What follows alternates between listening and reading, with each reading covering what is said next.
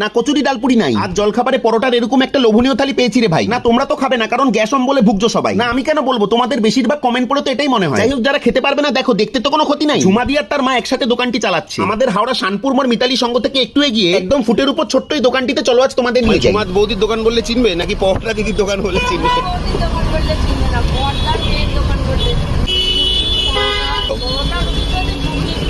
আচ্ছা, আলুর দাম কত? আর ডিমের মামলেট? ডিমের মামলেট কারি 12 টাকা, ডিমের পোচা সেদ্ধ 10 টাকা, পরোটা 8 টাকা পিস, 15 টাকা 20 টাকা প্লেট, আর রুটি কত করে? 5 টাকা পিস, আচ্ছা। ডিম দোসা 25 টাকা পিস।